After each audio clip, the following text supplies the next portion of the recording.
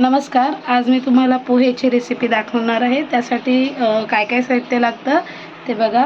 कांदा आहे, मी 2 कांदे घेतलेत चिरून, कढीपत्ता फोडणीसाठी, हिरवी मिरची एक 3 ते 4 घ्यायची, कोथिंबीर, थोडेसे शेंगदाणे, मूठभर शेंगदाणे आणि हे पोहे आहेत जे 2 वाटी मी धुवून स्वच्छ घेतलेले आहेत। आता सर्वप्रथम आपण तेलामध्ये शेंगदाणे तळून घ्यायचे।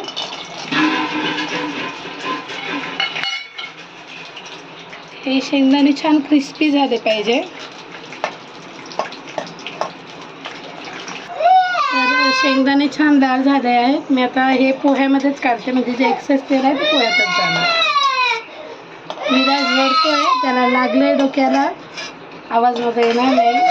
आता आपण फोडणी करूया। फोडणीसाठी सर्वप्रथम मी यामध्ये मोहरी घालेल।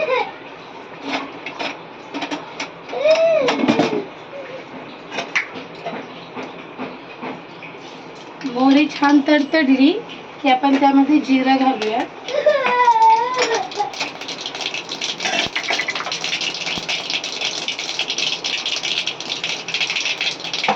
जिरं पण छान झालं की आता त्यामध्ये मी हिरवी मिरची घालते।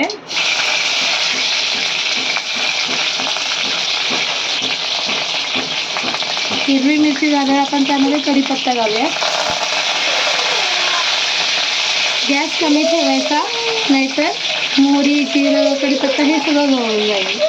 आता आपण यामध्ये कांदा घालूया।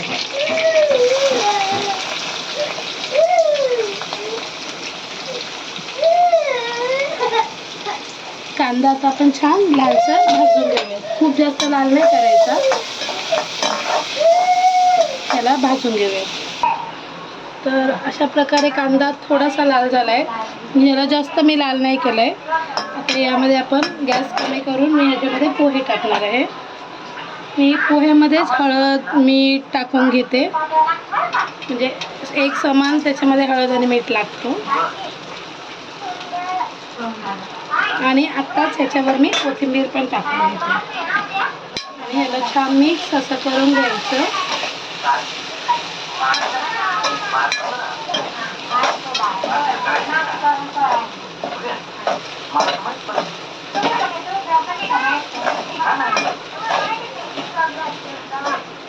गॅसची आच आपल्याला कमीच ठेवायची, नाहीतर जळतील खाली लागतं।